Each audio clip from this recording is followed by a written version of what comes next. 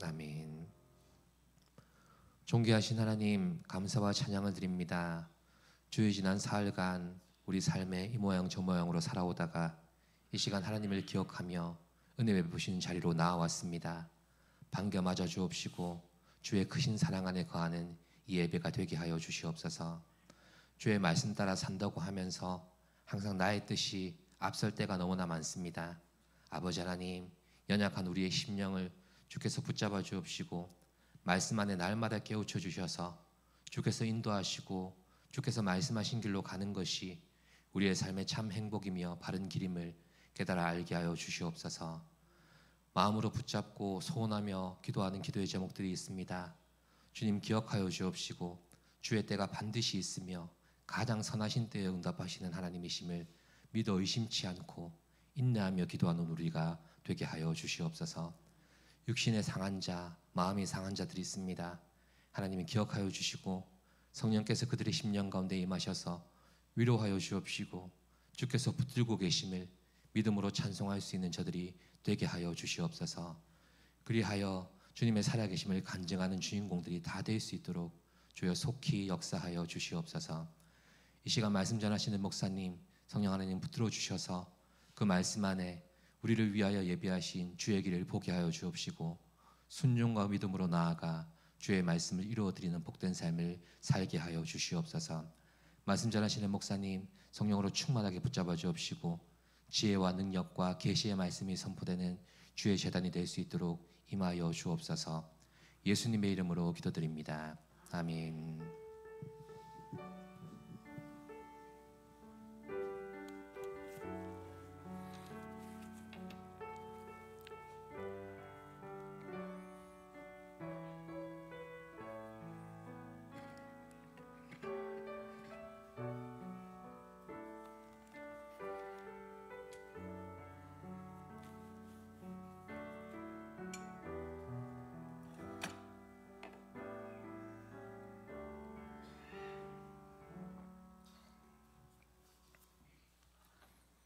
하나님 말씀 신명기 9장 25절에서 10장 5절입니다.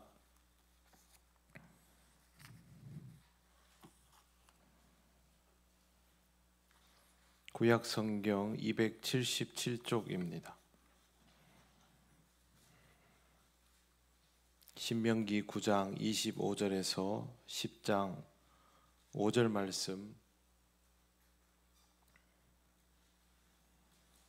한 절씩 교독하겠습니다.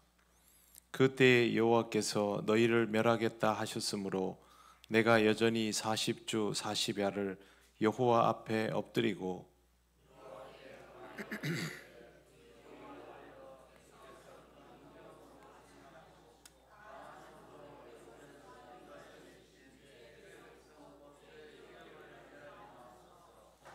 주의 종 아브라함과 이삭과 야곱을 생각하사 이 백성의 완악함과 악과 죄를 보지 마옵소서.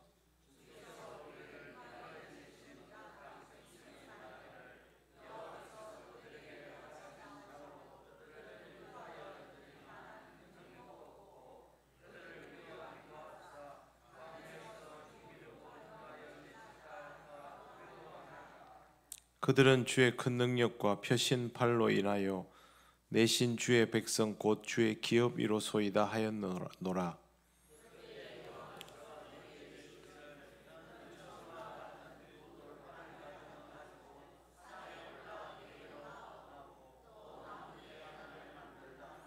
내가 깨뜨린 처음 판에 쓴 말을 내가 그 판에 쓰리니 너는 그것을 그 궤에 넣으라 하시기로.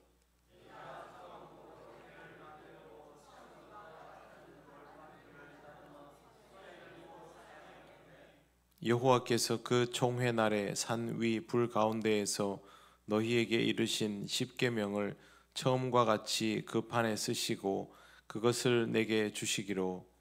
내가 돌이켜 산에서 내려와서 여호와께서 내게 명령하신 대로 그 판을 내가 만든 궤에 넣었더니 지금까지 있느니라. 아멘. 기도드리겠습니다. 하나님 감사합니다. 오늘 이 시간을 통하여 하나님 주시는 신명기 말씀을 함께 묵상하며 뜻을 헤아리기 원합니다. 성령께서 전하고 듣는 우리 모두를 역사하시고 또 깨우쳐 주시옵소서. 예수님 이름으로 기도드립니다. 아멘. 네, 제가 목소리가 좀 시원찮습니다. 겨울 내내 감기를 안 했는데 조금 걸린 것 같습니다. 양해하고 들으십시오. 오늘 말씀은 제일 먼저 그때에라고 시작이 되고 있습니다.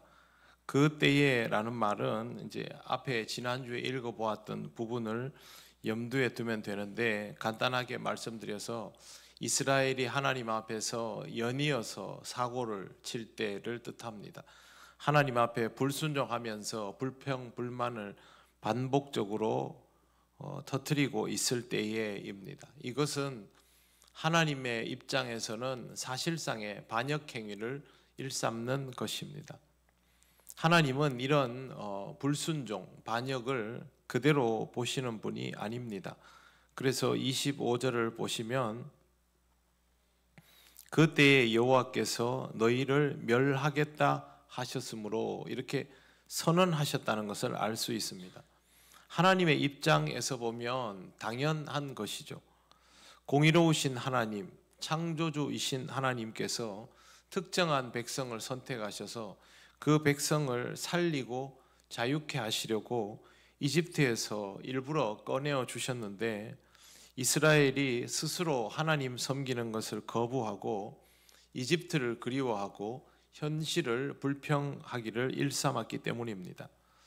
이스라엘이 과거를 그리워하는 것, 이집트 시절을 그리워하는 것을 단순한 향수가 아닌가라고 생각할 수 있지만 그렇지 않습니다. 이스라엘이 이집트를 그리워하는 것은 결과적으로 우상 숭배의 환경을 그리워하는 것이 되어버립니다. 지금 이 21세기는, 여러분 21세기는 모든 것의 기반이 무엇이라고 생각하십니까? 지금은 자본의 시대입니다. 모든 것의 기반에 돈이 있습니다. 돈 때문에 움직이고, 돈이 목적이고, 돈이 도구이고, 그런 시기입니다. 정치, 경제, 사회, 문화, 역사 할 것 없이 근본적으로 깔고 들어가는 것이 자본입니다. 이데올로기도 계속 자본 중심으로 진화해 왔거든요. 그런데 고대 사회는 모든 것의 근본이 종교입니다. 고대인들에게는, 사실상 고대인들은 100% 종교심을 기반으로 살았다라고 보시면 됩니다. 우리나라 사람들도, 여러분 지금은 뭐 무신론자들도 많고 교회를 다닌다고 해도 신통치 않은 사람들이 있고 하지만, 연세 좀 드신 분들 옛날을 떠올려 보십시오. 어떤 형태이든 종교 생활을 영위합니다. 나름대로의 방식으로. 2000년 전은 어떤가? 다 종교인입니다. 그렇기 때문에 종교 없이 사는 경우는 없습니다.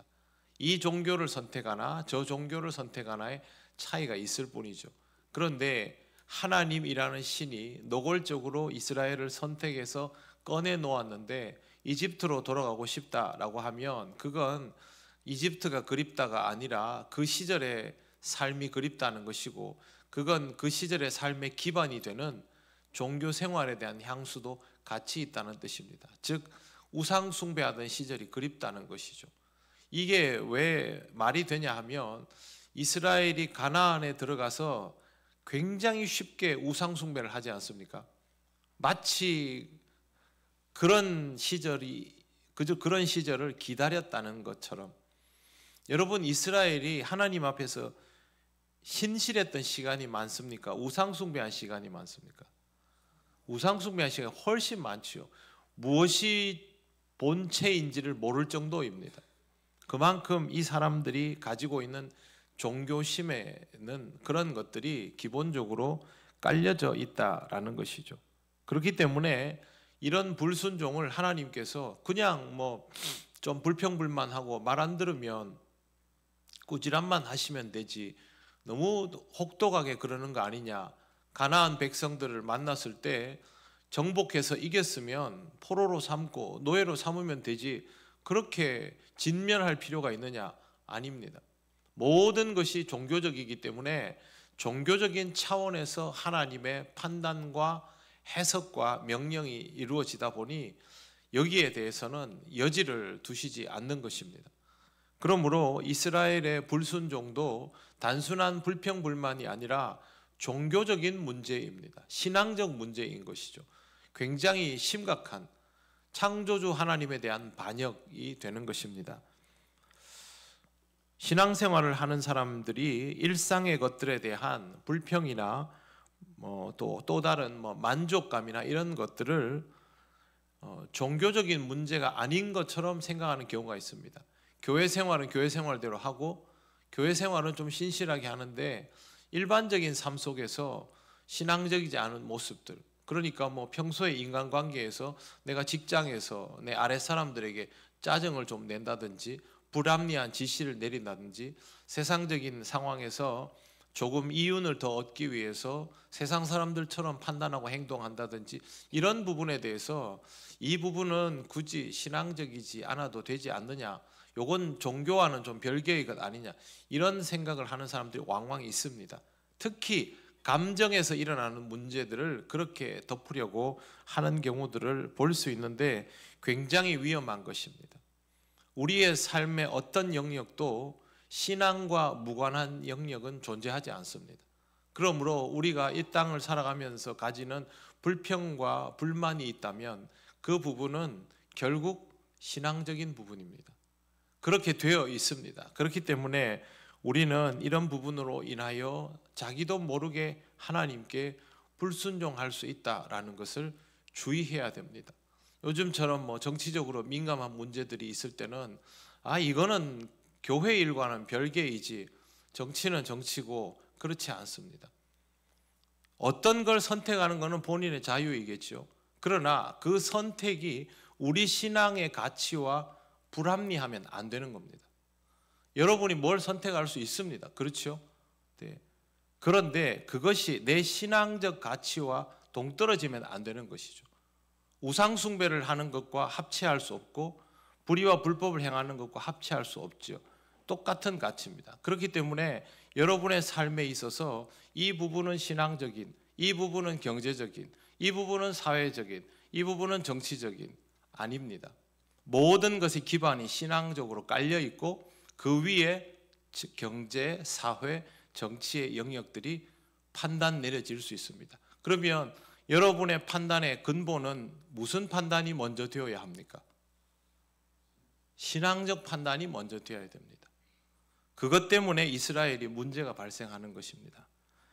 이스라엘은 이걸 별로 심각하지 않게 보는데 모세는 이걸 굉장히 심각하게 받아들입니다. 그래서 25절에 보시면 내가 여전히 40주 40야를 여호와 앞에 엎드리고 라고 되어 있습니다. 모세는 올라가기 전에도 이걸 했었죠. 지금 또 하고 있죠. 절체절명이란 뜻입니다. 이거 큰일 났구나.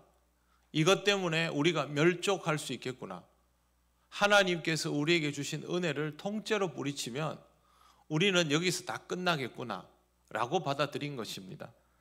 그래서 26절 기도를 드립니다. 같이 읽어보겠습니다. 시작. 여호와께 간구하여 이르되 주 여호와여, 주께서 큰 위엄으로 속량하시고 강한 손으로 애굽에서 인도하여 내신 주의 백성 곧 주의 기업을 멸하지 마옵소서. 아멘. 표현이 굉장히 광대합니다. 주 여호와여, 주께서 큰 위엄으로 속량하시고 강한 손으로 애굽에서 인도하여 내신 주의 백성 곧 주의 기업을 멸하지 마옵소서. 큰 위엄과 강한 손이라는 굉장히 화려한 수식어가 붙어 있지만 핵심은 뭡니까? 살려주세요입니다. 하나님, 우리를 살려주세요. 우리를 멸하지 마옵소서입니다. 멸족을 당해도 할 말이 없을 수준의 범죄를 저지른 것을 모세는 깨닫고 지금은 하나님 앞에 엎드려서 살려달라고 할 수밖에 없다라는 걸 알았고 그래서 기도하는 것입니다. 기도하다 보니 깨달았다가 아닙니다. 사태 파악을 하고 기도를 드리는 겁니다. 기도하다가 깨달으면 좋지요. 그런데 기도 안 하면, 깨닫지 못하면 어떻게 합니까? 사태 파악이 돼야 됩니다. 사태 파악은 말씀을 통하여 가능합니다. 하나님의 말씀을 모르면 판단력 자체가 없어집니다.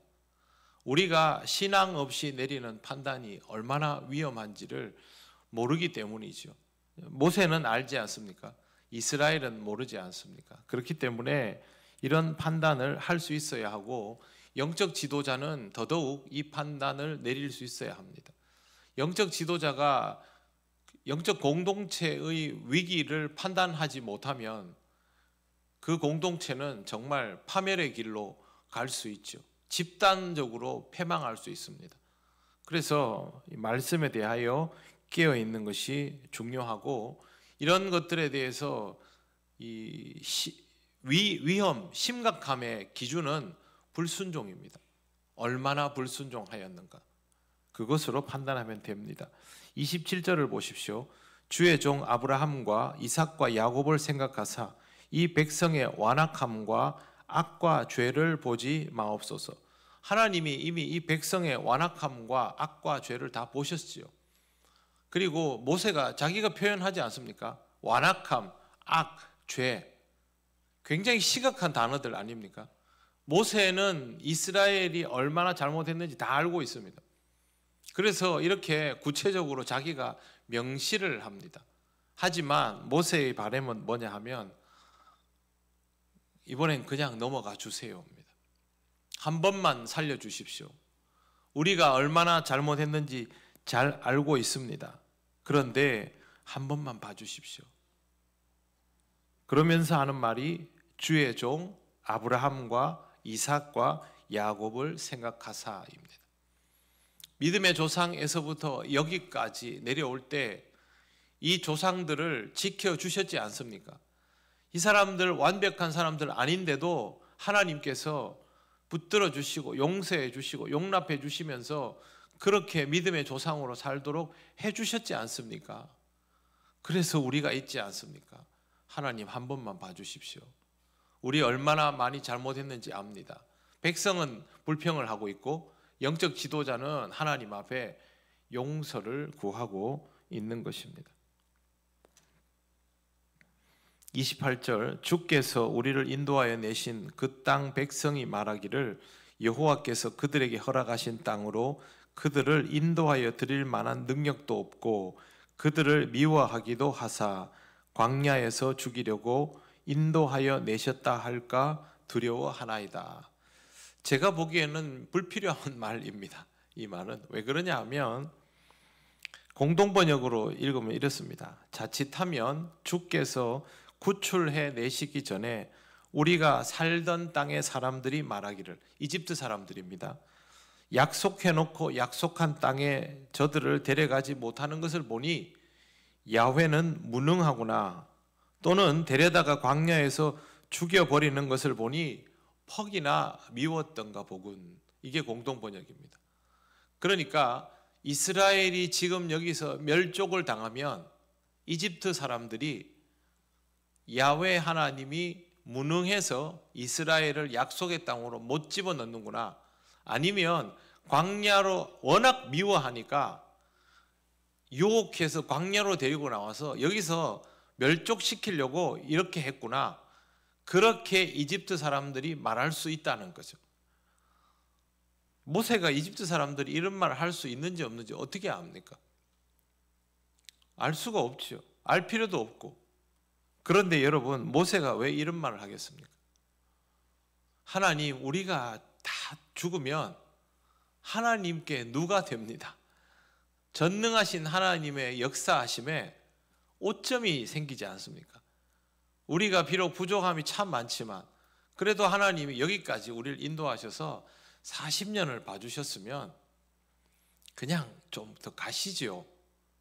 우리 여기서 싹 다 죽으면 저 봐라, 이스라엘 결국 멸족했네, 이스라엘을 약속의 땅으로 데리고 온다고 하는 야훼 하나님도 무능하네 라고 할 수 있지 않겠습니까? 모세 혼자 소설을 쓰는 겁니다. 왜? 제발 살려주십시오. 우리가 얼마나 무능하면, 모세의 마음은 그럴 겁니다. 우리가 얼마나 무능하면 하나님, 광야에서 약속의 땅에 들어가는 게 이게 몇 달 걸리지도 않을 걸 여기서 40년을 뺑뺑이를 돌고 있겠습니까? 그리고 이 기간 동안 하나님이 살려주시고 지켜주셨는데도 고맙다는 말은 할 줄 모르고 또 이렇게 입을 한 발 내밀고 있지 않습니까? 우리가 얼마나 어리석고 잘못됐는지 잘 압니다. 그런데 하나님, 한 번만 더 봐주십시오. 하나님께 누가 되지 않게 해주십시오. 이겁니다. 참 구차해 보이죠. 그러나 이렇게 해서라도 이스라엘의 멸족을 막아야 된다고 생각했습니다. 모세는 하나님의 마음을 돌리고 싶은 겁니다. 한 사람이라도 더 살리고 싶은 그런 마음 같겠지요. 그리고 29절을 보십시오. 그들은 주의 29절 말씀, 그들은 주의 큰 능력과 펴신 팔로 인도하여 내신 주의 백성 곧 주의 기업이로소이다. 우리 하나님과 아닙니까? 그러면 우리 없어지면 하나님 손해 아닙니까? 그 얘기입니다. 우리는 이미 하나님의 것이오니 우리를 없애서 하나님 손해보지 마십시오. 주의 기업이라고 하죠. 이런 기업은 부실 기업이죠.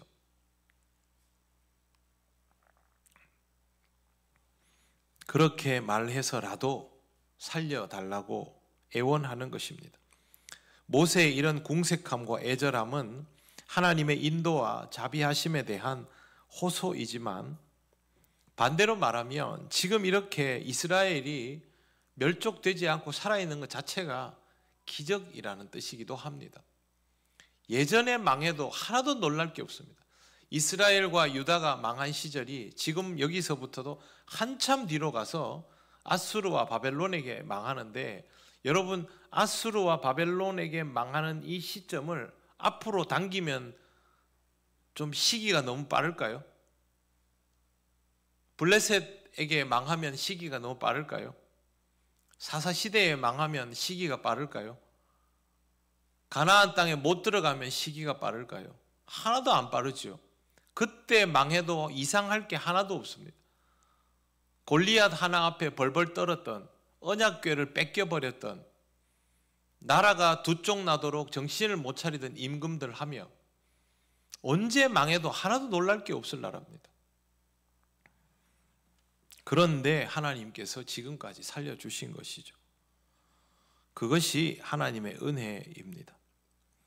이 말씀을 보면서 우리는 우리 자신을 돌아볼 필요가 있습니다. 우리가 지금 여기까지 살아온 것을 에벤에셀 하나님으로 인하여라고 고백합니다. 정말 그렇습니다. 우리가 여기까지 오는 것은 우리가 신앙이 대단히 좋아서가 아니지 않습니까? 여러분, 신앙이 되게 좋아서 여기까지 왔습니까? 아니지요. 하나님의 은혜로 언제 불러가셔도 하나도 이상할 게 없죠. 언제 처단하셔도 하나도 이상할 게 없죠. 그럼에도 불구하고 하나님의 은혜를 힘입어서 여기까지 또 기회를 얻고 또 기회를 얻고 또 기회를 얻으며 와 있는 것입니다. 죄가 없어서 잘 살고 있는 것이 아니라 하나님의 은혜로 살아가고 있다는 것을 잊지 않도록 하시기를 바랍니다. 성경을 읽지 않고 기도를 드리지 않는 사람은 하루하루의 삶이 하나님의 은혜인 것을 깨닫기가 굉장히 어렵습니다. 그러나 여러분이 매일 말씀으로 하루를 시작하고 맺으며 기도로 하루를 시작하고 맺으면 그 시간이 10분이 됐든 1분이 됐든 그 과정이 여러분의 삶 속에 반드시 있다면 여러분은 하나님의 은혜에 감사하실 것입니다. 형식적으로 그렇게 해야 된다는 것이 아니라 여러분에게 주어진 인생을 정말 한번 그렇게 느껴보시기를 바랍니다. 그러면 하나님의 은혜로 살아가고 있음을 발견하게 될 것입니다. 이제 10장입니다. 장면이 전환이 되어서 1절 보시면 그때에 여호와께서 내게 이르시기를 너는 처음과 같은 두 돌판을 다듬어 가지고 산에 올라 내게로 나오고 또 나무궤 하나를 만들라 하십니다. 돌판을 다시 다듬어서 올라오라고 하셨고, 이 말은 기회를 다시 주신다는 뜻이죠. 돌판을 깼네? 끝이야. 이게 아니고 다시 가져와. 이러면 다시 말씀을 주시겠다는 뜻입니다. 그리고 나무궤를 만들게 했다라는 것은 이것을 보관하게 하신다는 뜻입니다. 보관한다는 것은 시간의 지속이지요. 이제 2절 말씀 보십시오. 내가 깨뜨린 처음 판에 쓴 말을 내가 그 판에 쓰리니 너는 그것을 그 궤에 넣으라. 예전에 청년들한테 이 질문을 받은 적이 있습니다. 모세가 돌판을 깬 건 잘못한 거 아닙니까? 여러분 어떻게 생각하십니까? 성경에 이것에 대한 지적이 있습니까? 없습니까? 없습니다. 네, 돌판을 왜 깼느냐는 없습니다. 이스라엘 백성을 뭐라 하기는 하는데요, 모세에게 이걸 묻지는 않습니다. 그리고 그냥 하나님은 돌판에 기록을 다시 해 주십니다. 우리가 처음에 본 것처럼 하나님이 직접 기록하여 주시는 하나님의 말씀입니다. 내용은 바뀌었습니까? 그대로입니까? 그대로입니다. 내용은 바뀌지 않습니다. 하나님의 말씀은 언제나 그대로입니다. 말씀은 주어지면 확정입니다. 그렇기 때문에 우리가 계시에 대해서도 확장성이 필요 없다고 보는 것이죠. 신사도 운동 같은 경우는 이 계시의 확장성을 말하지만 우리도 그걸 추가로 계속 받을 수 있다는 것이죠. 그러나 우리는 그렇게 받아들이지 않습니다. 왜? 하나님이 주신 이 성경 말씀 속의 계시가 그 확장성 자체를 포함하고 있기 때문입니다. 말씀은 주시면 그대로입니다. 10계명은 10가지 계명이지요. 그러면 여러분 이 계명의 범주가 미치지 못하는 영역이 있을까요? 없을까요? 없습니다. 여기에서 필요한 것들을 세부적으로 다루어 나갈 수는 있지만 10개의 계명으로 충분합니다. 그것이 하나님의 말씀입니다. 그렇기 때문에 우리는 무언가 더 새로운 것을 찾을 필요가 없습니다. 신앙생활 하면서 신앙적으로 정체기가 오면 뭔가 새로운 것을 찾으려는 사람들이 있습니다. 좀 다른 자극, 좀 다른 사역, 좀 다른 무언가, 그런 거 없습니다. 여러분 기본기에 충실하시면 됩니다. 하나님의 말씀에 충실하시고 그 말씀을 따라서 기도하시면 됩니다. 그보다 중요한 것은 없습니다. 이제 3절 보십시오.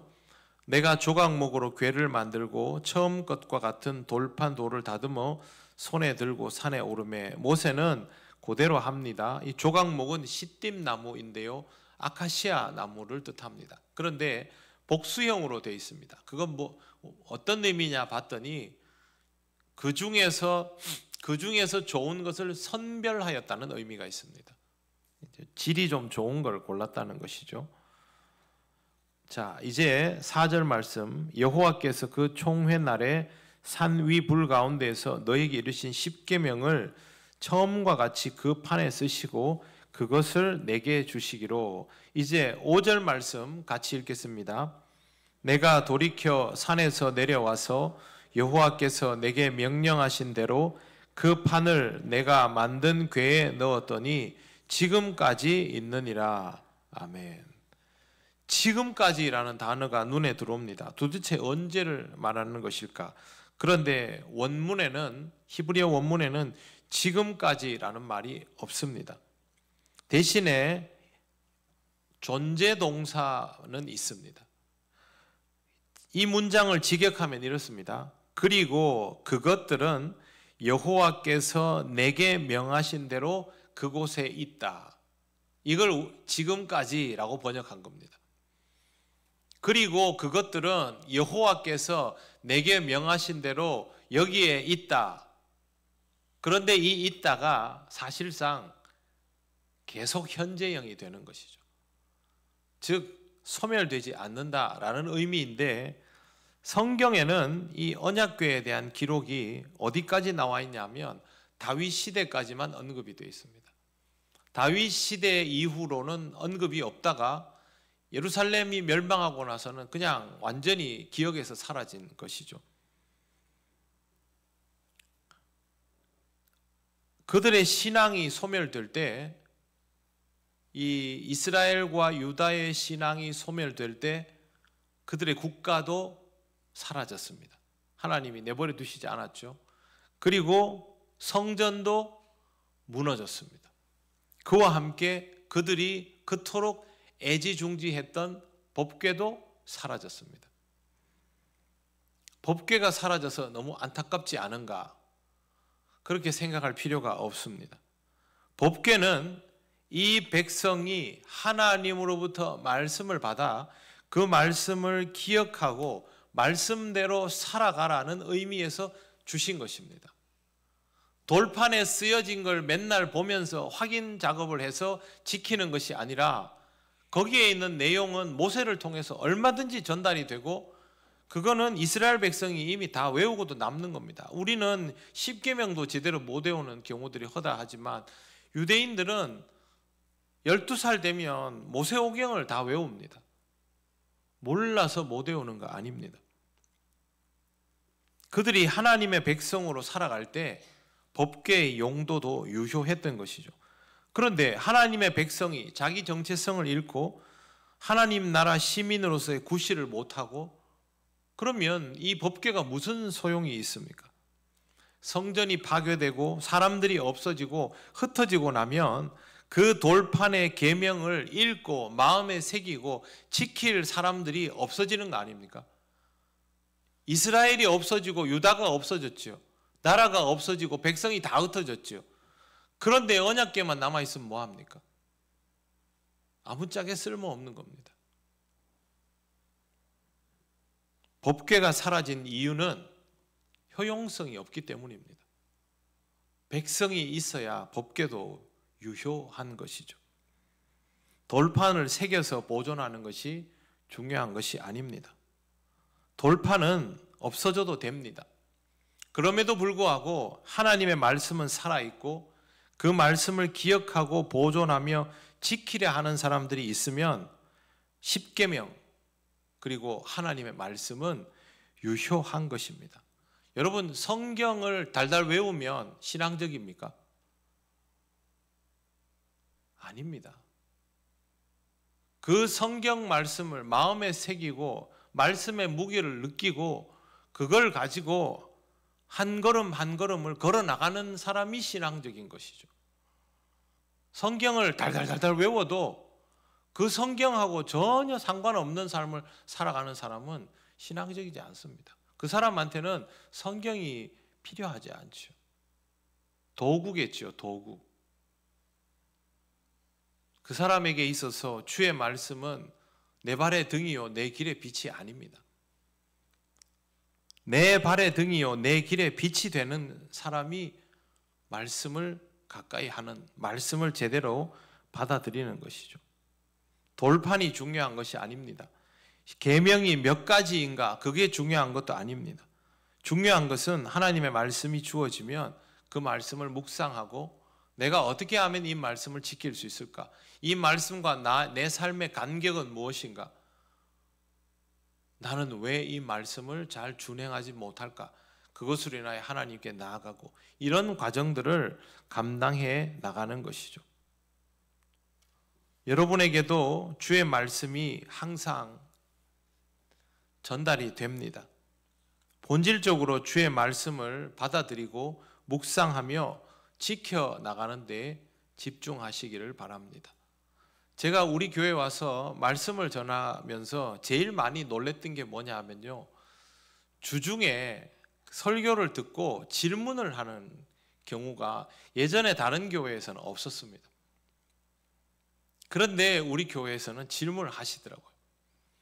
저는 그거를 굉장히 감명 깊게 보았습니다. 왜 그러냐 하면 설교를 듣고 주중에 생각을 한다는 거 아닙니까? 사실 저희 같은 사람은 주일 설교가 끝나고 나면 바로 그 다음 주일 설교를 준비하면서 사실상 이 머릿속에서 소거시키는 게 훈련이 되어 있습니다. 그래서 여러분이 질문을 하시면 바로 대답을 못할 경우도 있습니다. 하지만 그렇게 하면서 또 한 번 묵상하게 되는 것이죠. 우리는 말씀이 부족한 시대를 살아가는 사람들이 아닙니다. 말씀은 많습니다. 성경책도 우리가 성경 구하기도 어렵고 이런 시대 아니지 않습니까? 설명도 얼마든지 찾을 수 있습니다. 중요한 건 이 말씀을 얼마나 무겁게 친밀하게 받아들여 나가는가 하는 것이죠. 성경책에 먼지가 소복하게 쌓여도 손이 한 번도 가지 않는 사람을 그리스도인이라 부를 수 없겠죠. 그러므로 사랑하는 성도 여러분, 언제나 주의 말씀을 무겁게 받아들이고 그 말씀을 묵상하면서 여러분의 삶 속에 계속 투영시켜 나가시기를 바랍니다. 우리는 말씀 앞에서 부족하고 연약한 사람이라는 것을 인정할 수밖에 없습니다. 저 같은 사람도 준비하면서도 부담을 느끼고, 전하면서도 부담을 느끼고, 듣는 여러분들도 부담을 느끼고, 그걸 또 여러분이 다른 사람에게 복음을 전할 때 또 부담을 느끼지 않습니까? 그럼에도 불구하고 말씀은 우리에게 있어서 생명입니다. 하나님께서 십계명을 다시 주신 이유는 이 백성을 살리기 위해서였습니다. 하나님이 우리에게 말씀을 주신 이유는 우리를 살리기 위해서입니다. 살고 싶다면 말씀을 가까이 하십시오. 깊이 묵상하시고 이 말씀을 통하여 한 걸음 한 걸음을 걸어 나가는 여러분들이 되시기를 바랍니다. 기도드리겠습니다.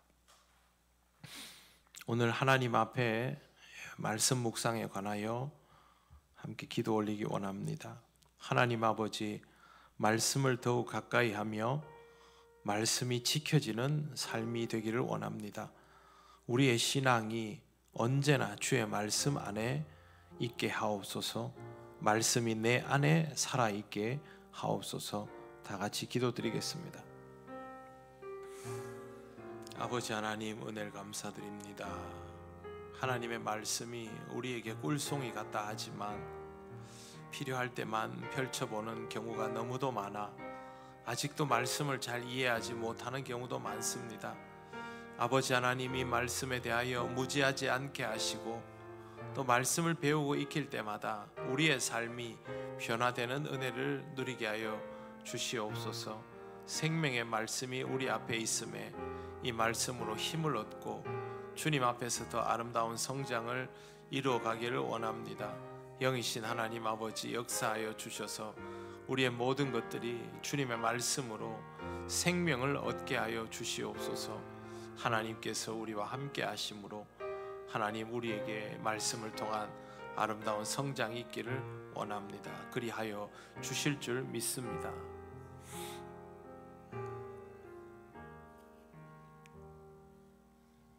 하나님 감사합니다. 우리를 살려주시려고 말씀으로 이 땅에 오시고 또 이 시대를 살아가게 하시려고 생명의 말씀 주심을 감사합니다. 율법으로 받아들이지 않게 하옵소서. 복음으로 받아들이며 우리의 심령에 새기며 말씀을 깊이 묵상함을 통하여 우리의 삶에 주님 허락하신 귀한 생명력이 있게 하옵소서. 말씀 앞에 작은 우리들이지만 하나님의 은혜로 살아가려 합니다. 성령 하나님께서 우리를 인도하옵소서. 예수님 이름으로 기도드립니다. 아멘.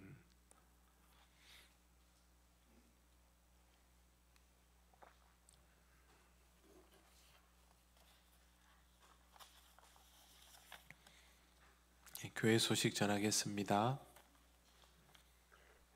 사순절이 시작되었습니다.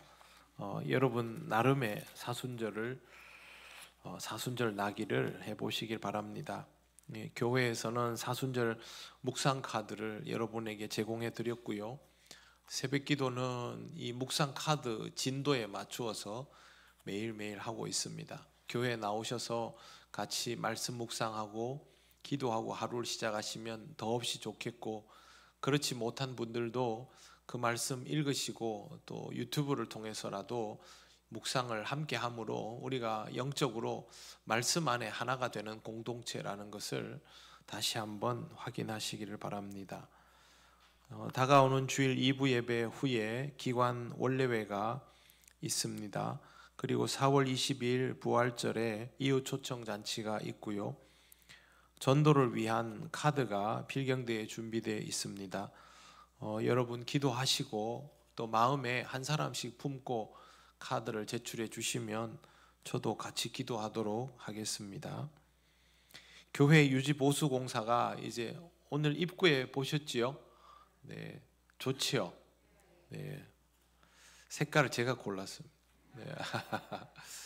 너무 환하고 교회 오면 이 따뜻함이 느껴져서 좋습니다. 저 뒤에 공사는 김철용 집사님이 며칠씩 뭐 밤새 가면서 그렇게 하시고, 우리 또 기부종 장로님이 옆에 또 엄청 많이 도와주시고, 우리 교우들이 또 많이 요모조모로 도와주셨습니다.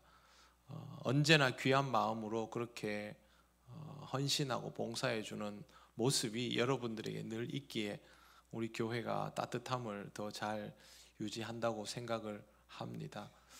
이런 모습들이 앞으로도 좋은 전통이 되고 그렇게 후대들에게 물려지는 교회가 되면 좋겠습니다. 조유빈 청년은 군 입대를 하였습니다. 네, 위에서 기도해 주시기를 바랍니다. 다른 광고는 주보를 참조하시면 되겠습니다. 이제 우리 다 같이 주님께서 가르치신 기도를 올려드립니다. 하늘에 계신 우리 아버지, 아버지의 이름을 거룩하게 하시며 아버지의 나라가 오게 하시며 아버지의 뜻이 하늘에서와 같이 땅에서도 이루어지게 하소서. 오늘 우리에게 일용할 양식을 주시고 우리가 우리에게 잘못한 사람을 용서하여 준 것 같이 우리 죄를 용서하여 주시고 우리를 시험에 빠지지 않게 하시고 악에서 구하소서. 나라와 권능과 영광이 영원히 아버지의 것입니다. 아멘.